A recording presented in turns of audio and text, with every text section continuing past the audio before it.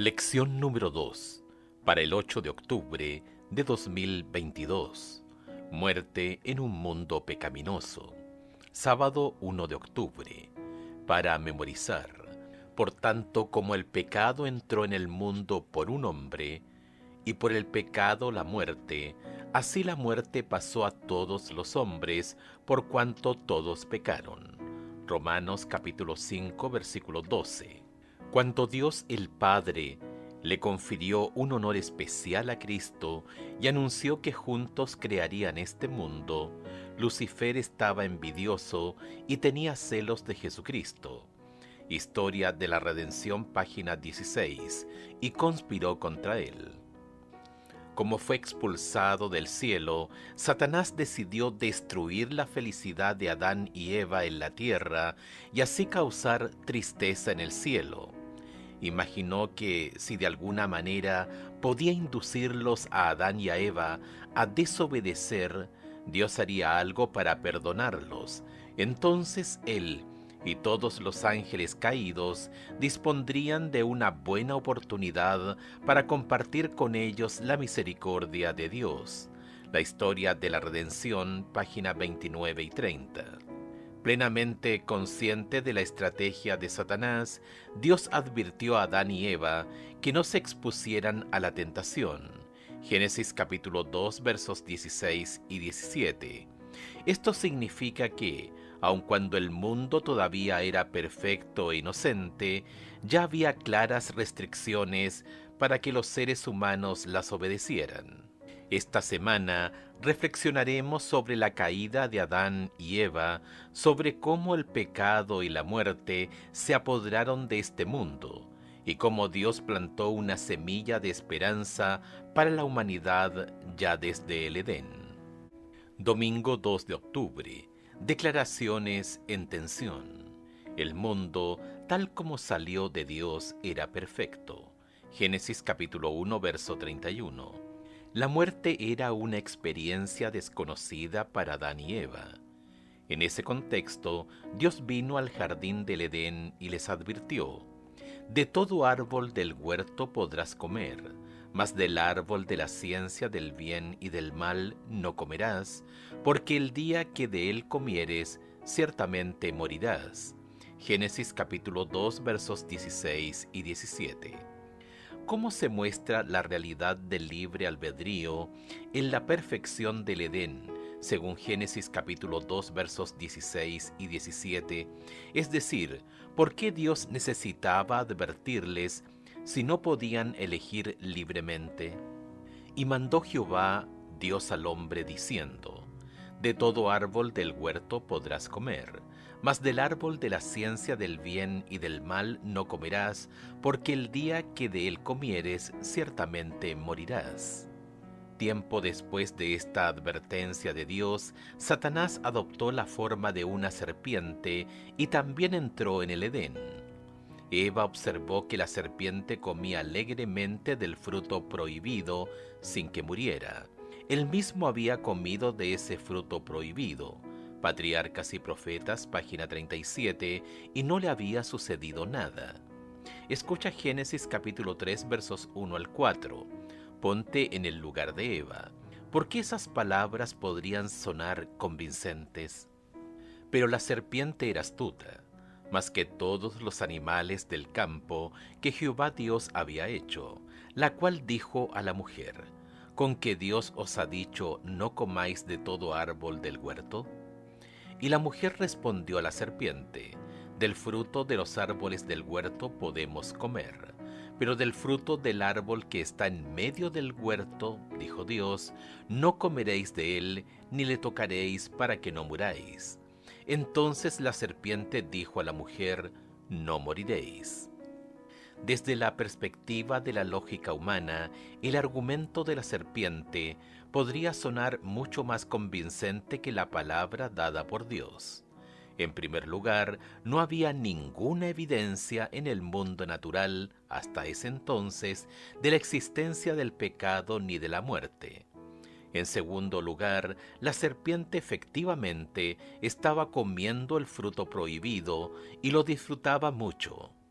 Entonces, ¿Por qué Eva debería abstenerse de hacer lo mismo?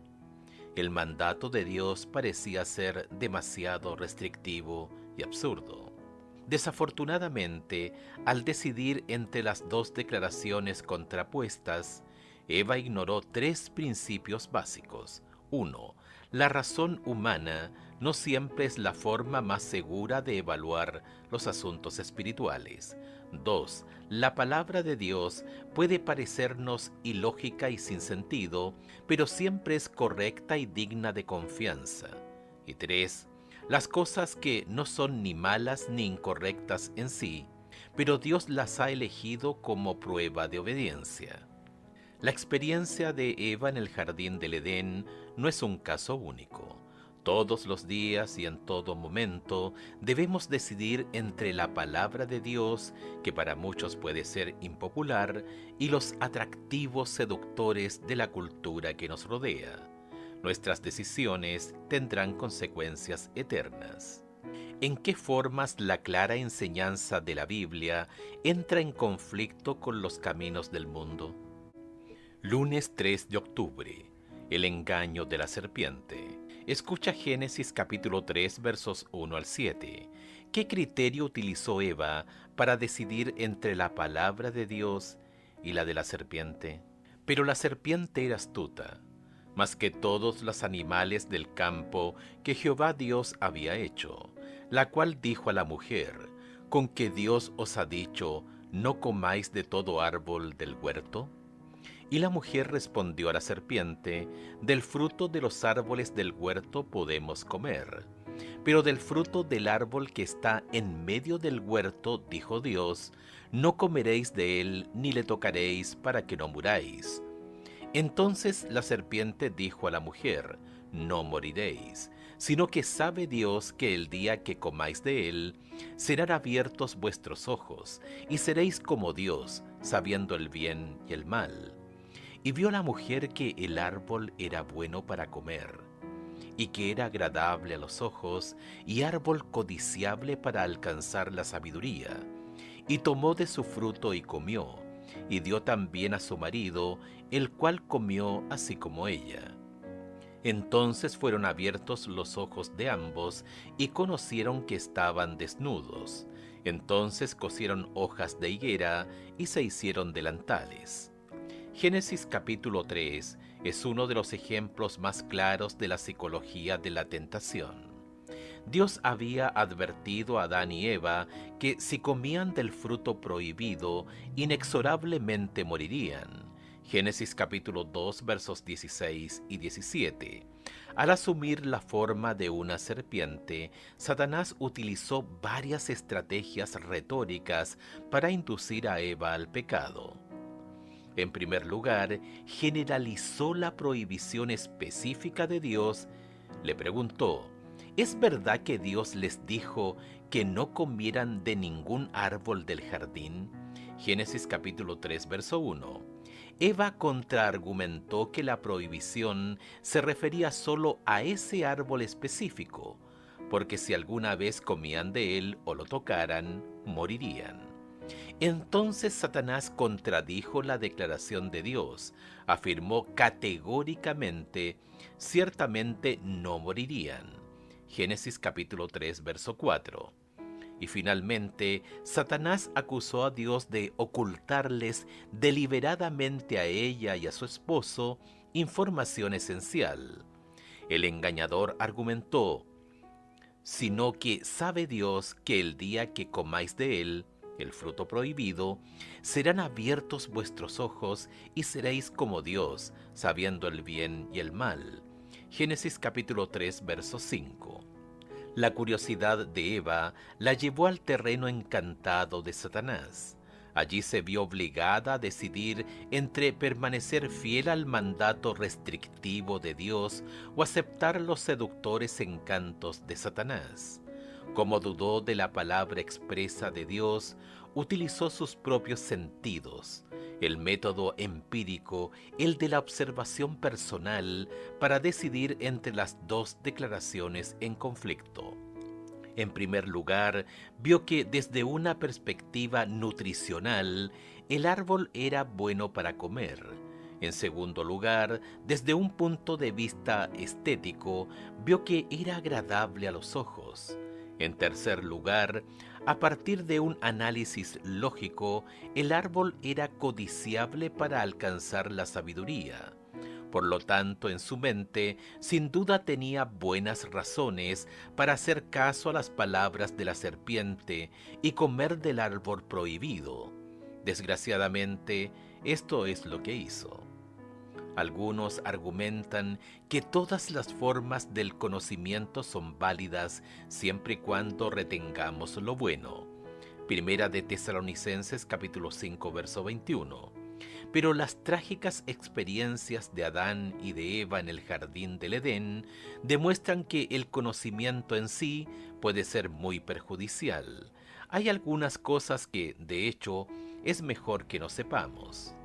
¿Qué nos enseña este relato sobre lo fácil que es racionalizar y justificar nuestras decisiones pecaminosas? Martes 4 de octubre. No moriréis. Escucha Génesis capítulo 3, verso 4. ¿De qué formas diferentes se ha repetido esta mentira a lo largo de los siglos? Entonces la serpiente dijo a la mujer: no moriréis. Una poderosa manifestación de esta mentira se encuentra en la creencia común de la inmortalidad del alma. Esta noción era la base de muchas religiones y filosofías antiguas. En el antiguo Egipto motivó las prácticas de momificación y la arquitectura funeraria, como se observa en las pirámides. Esta teoría también se convirtió en uno de los principales pilares de la filosofía griega. Por ejemplo, en la República de Platón, Sócrates le pregunta a Glaucón: ¿no eres consciente de que nuestra alma es inmortal y nunca perece? En Fedón de Platón, Sócrates razona en un tono similar, al decir que el alma es inmortal e imperecedera, y nuestras almas realmente existirán en el Hades. Estos conceptos filosóficos dieron forma a gran parte de la cultura occidental e incluso al cristianismo post-apostólico. Pero se originaron mucho antes, ya en el jardín del Edén con el mismo Satanás. En el punto central de la tentación edénica, Satanás le aseguró a Eva: ciertamente no morirán. Génesis capítulo 3, verso 4. Con esta enfática afirmación, Satanás puso su palabra por encima de la palabra de Dios. En contraste con la inmortalidad del alma, ¿qué enseñan estos versículos y cómo pueden usarse para contrarrestar esta mentira? Salmos 115, 17. No alabarán los muertos a Yahvé, ni cuantos desciendan al silencio. Juan capítulo 5 versos 28 y 29. No os maravilléis en esto, porque vendrá hora cuando todos los que están en los sepulcros oirán su voz, y los que hicieron lo bueno saldrán a resurrección de vida, mas los que hicieron lo malo a resurrección de condenación. Salmo 146, 4. Pues sale su aliento y vuelve a la tierra, en ese mismo día perecen sus pensamientos. Mateo capítulo 10, verso 28. Y no temáis a los que matan el cuerpo, mas el alma no pueden matar.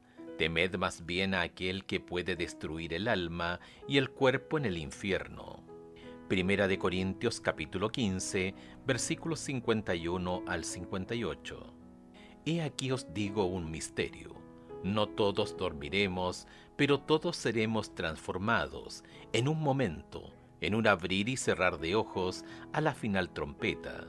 Porque se tocará la trompeta, y los muertos serán resucitados incorruptibles, y nosotros seremos transformados. Porque es necesario que esto corruptible se vista de incorrupción, y esto mortal se vista de inmortalidad. Y cuando esto corruptible se haya vestido de incorrupción, y esto mortal se haya vestido de inmortalidad, entonces se cumplirá la palabra que está escrita: sorbida es la muerte en victoria. ¿Dónde está, oh muerte, tu aguijón? ¿Dónde, oh sepulcro, tu victoria? Ya que el aguijón de la muerte es el pecado, y el poder del pecado, la ley. Mas gracias sean dadas a Dios, que nos da la victoria por medio de nuestro Señor Jesucristo. Así que, hermanos míos amados, estad firmes y constantes, creciendo en la obra del Señor siempre, sabiendo que vuestro trabajo en el Señor no es en vano. La teoría satánica de la inmortalidad natural del alma ha persistido incluso en nuestro mundo moderno. Los libros, las películas y los programas de televisión han seguido promoviendo la idea de que, cuando morimos, simplemente pasamos a otro estado consciente. Qué lamentable es que este error se proclame también en muchos púlpitos cristianos. Incluso la ciencia se ha entremetido.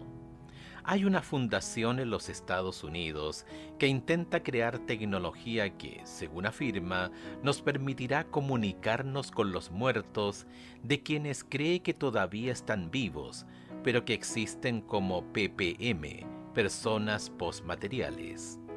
Con este error tan extendido, no es de extrañar que este engaño desempeñe un papel crucial en los acontecimientos finales de la historia humana. ¿De qué manera se manifiesta esta mentira en tu cultura? ¿Por qué debemos confiar en la palabra de Dios a pesar de lo que nos digan nuestros sentidos? Miércoles 5 de octubre. Consecuencias del pecado. Según Génesis capítulo 3 versos 7 al 19 y Romanos capítulo 5 verso 12, ¿cuáles fueron las principales consecuencias del pecado? Génesis capítulo 3 versos 7 al 19. Entonces fueron abiertos los ojos de ambos, y se conocieron que estaban desnudos.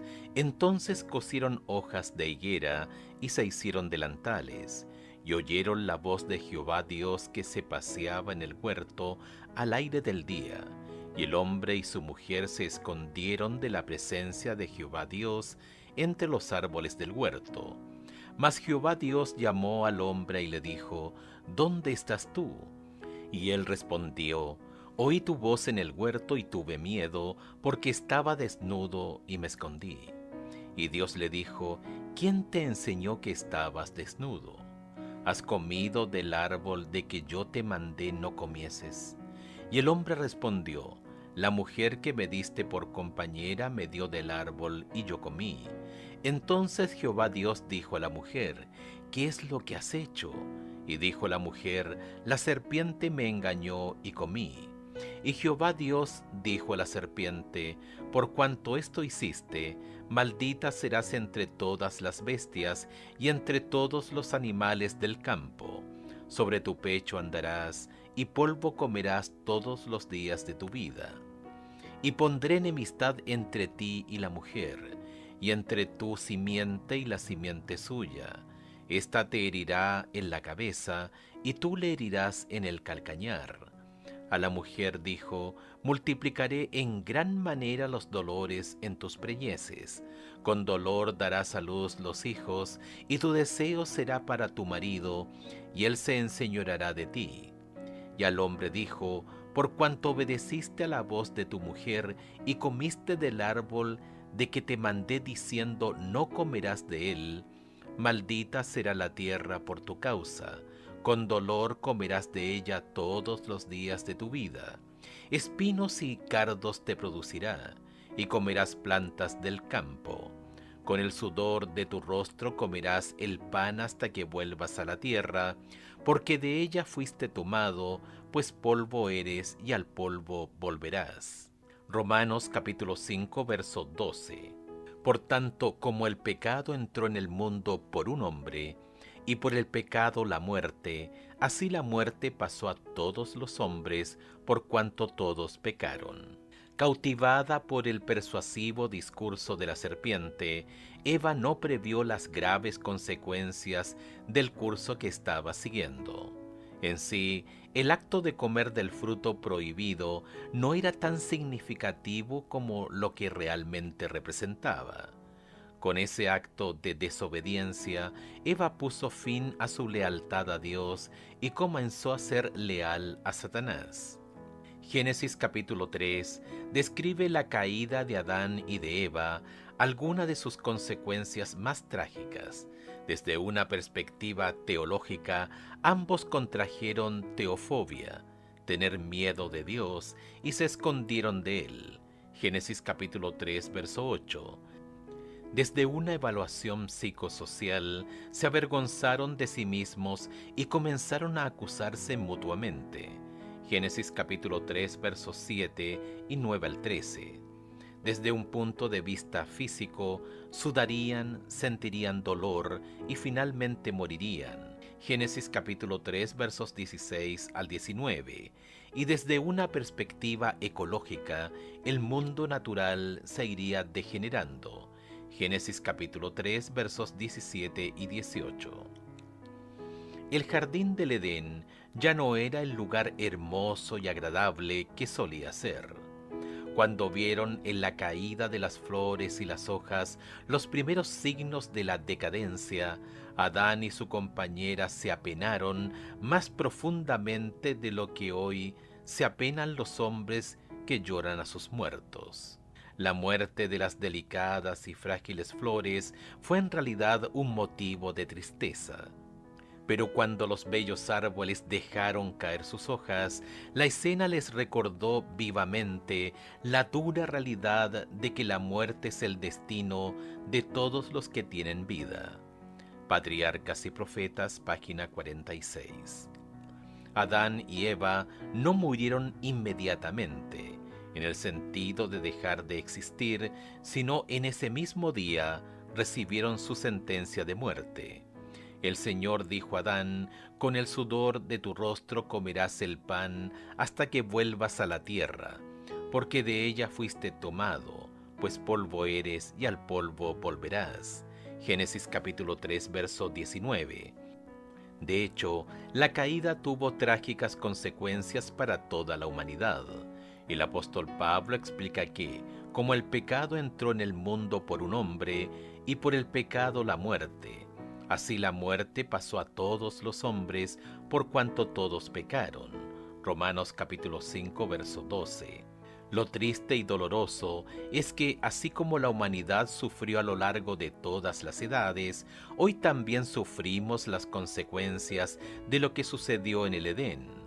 Sin embargo, cuán agradecidos debemos estar porque gracias a Jesús y a la cruz, tenemos la esperanza de la vida eterna en un mundo donde el pecado nunca volverá a surgir. ¿Qué lecciones podemos aprender de la trágica experiencia de Eva y de las consecuencias de nuestros actos pecaminosos?